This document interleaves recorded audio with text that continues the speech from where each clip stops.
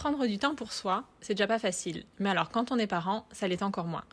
Entre le nombre de choses à faire chaque jour, la routine du quotidien et le désir de vouloir s'occuper des autres, quand prendre du temps pour soi quand on est parent? On court à droite pour emmener les enfants au sport, on court à gauche pour faire les courses de la semaine. Lorsqu'on a un petit moment sans rien de prévu, on en profite pour ranger la maison ou faire les papiers. On ne prend plus vraiment de temps pour soi. Finalement, on se sent tendu, on est stressé et susceptible, et les premiers qui trinquent sont nos proches. À vouloir trop en faire, on s'oublie totalement. Mais être un bon parent, ça passe aussi par prendre soin de soi. Prenez donc quelques minutes pour vous dès maintenant, en commençant par écouter ce qui suit, pour améliorer votre bien-être sans culpabilité et être plus zen avec vos proches. S'accorder du temps pour soi, pourquoi est-ce important? S'occuper de soi pour mieux s'occuper des autres. J'ai récemment eu mon rappel de formation de secouriste pour le travail.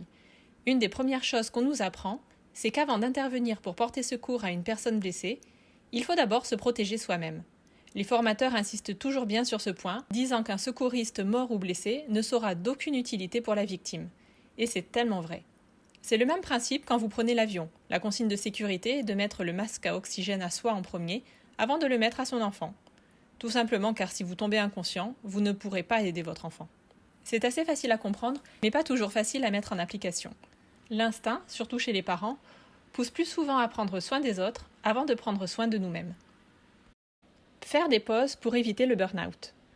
On a tendance à essayer de combler chacun de nos moments libres par une activité utile dans le but de se sentir productif. Mais à trop tirer sur la corde, elle risque de finir par craquer. C'est le moment où vous allez vous sentir à bout, où en rien va vous contrarier. Vous serez irritable, fatigué. Vos relations avec les autres seront difficiles. Vous aurez peut-être envie de tout envoyer valdinguer. Pourquoi? Car vous êtes épuisé. À force, votre énergie est dépensée, mais n'est jamais rechargée. C'est comme une batterie. Lorsqu'elle a perdu toute son énergie, elle n'est plus d'aucune utilité. Soit on la jette, soit on la recharge. Bien évidemment, je vous conseille de recharger vos batteries internes avant qu'elles ne soient complètement à plat. De plus, je ne sais pas vous, mais moi quand j'essaye de faire trop de choses en même temps, je les fais mal et finalement je perds plus de temps car je dois les refaire. Alors si on essayait d'en faire moins, mais mieux, et surtout de faire des pauses qui nous ressourcent pour enfin prendre un peu de temps pour nous. Au début, on peut culpabiliser de s'occuper de soi. Mais alors, comment prendre du temps pour soi sans culpabiliser?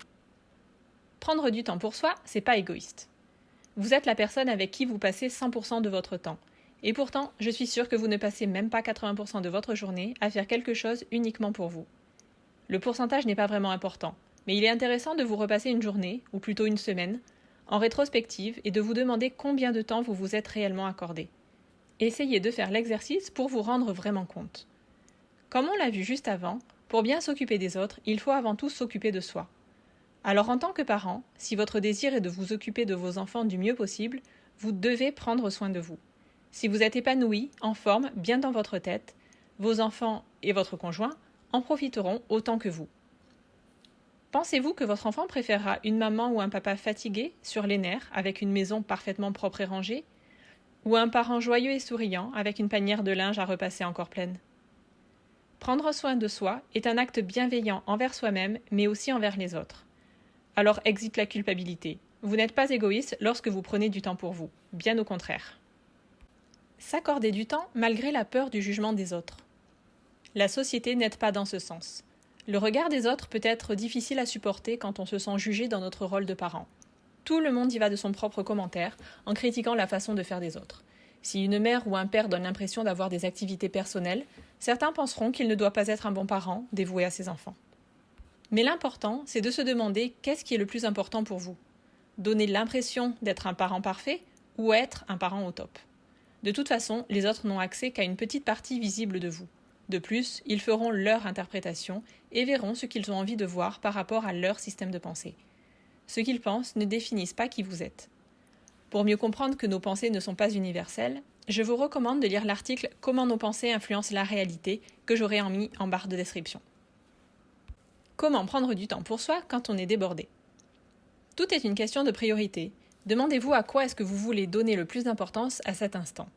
Il est possible que d'un jour à l'autre, les priorités ne soient pas les mêmes. Un jour, vous aurez davantage besoin de temps pour vous, alors qu'un autre jour, vous en ressentirez moins la nécessité. Écoutez-vous, car il n'y a que vous qui saurez ce dont vous avez besoin. Si vous pensez que vous avez beaucoup de tâches à accomplir, pensez à vous organiser. Établissez des priorités et planifiez vos actions.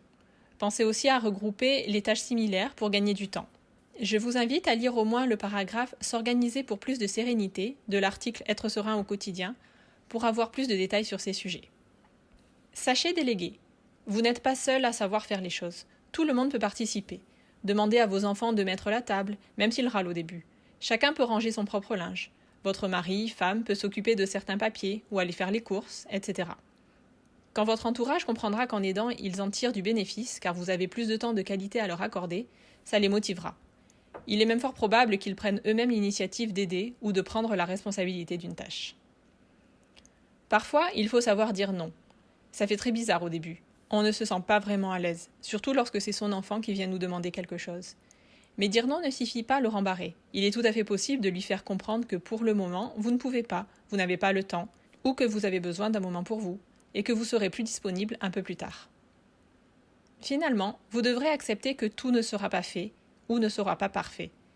Et je vais vous dire un secret, ce n'est pas grave. Votre monde continuera quand même de tourner. Prendre du temps pour soi quand on est maman ou papa. Quelques idées. Chacun aura son truc à lui, mais voici une petite liste non exhaustive pour initier la réflexion. Faire un resto ou une soirée entre copains-copines. Faire les magasins, seul ou pas. Du sport, une balade à pied, à vélo, à moto, ce qui vous chante.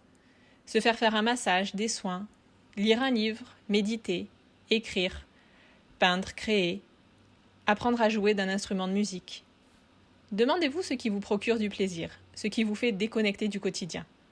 Trouvez le truc qui vous fait vibrer et prenez du temps pour le faire. Une journée pour soi avec Annick. Pour ma part, j'aime écrire sur ce blog, lire des livres qui me cultivent ou me distraient, et de temps en temps faire un resto entre copines. J'aime aussi faire de l'introspection, apprendre à mieux me connaître, aller voir au plus profond de moi les blocages et croyances. Et c'est exactement ce que j'ai trouvé lors du stage « Une journée pour soi » que j'ai récemment fait avec Annick. Lors de cette journée, nous étions 8 à nous retrouver dans une magnifique salle, chaleureuse et remplie de bonnes ondes. L'ambiance était zen, l'atmosphère bienveillante. On ne pouvait que se sentir bien pour partir à la découverte de soi.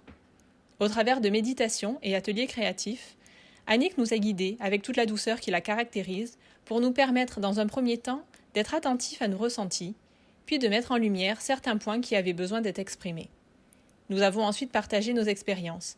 Il est toujours surprenant de voir que les histoires des uns font écho aux histoires des autres, ce qui enrichit d'autant plus nos propres découvertes et contribue à notre prise de conscience. La sensibilité et la bienveillance d'Annick, ainsi que les partages au sein du groupe, ont participé à faire de cette journée pour soi une journée enrichissante, vibrante et réparatrice. En rentrant chez moi, je me suis sentie beaucoup plus légère, moins stressée, plus alignée avec moi-même et d'une certaine manière plus forte. C'est comme si j'avais pris une douche de bien-être. Si vous voulez prendre un moment pour vous, pour apprendre à mieux vous connaître en participant à cette journée, vous pouvez contacter Annick par email et la suivre sur son Instagram. Je vous mets toutes ses coordonnées en barre de description. J'espère que dorénavant, vous culpabiliserez moins de prendre du temps pour vous et que vous mettrez en place des moments de pause pour votre bien-être et par effet rebond pour celui de vos proches. Alors, quelle sera votre prochaine activité, rien que pour vous ?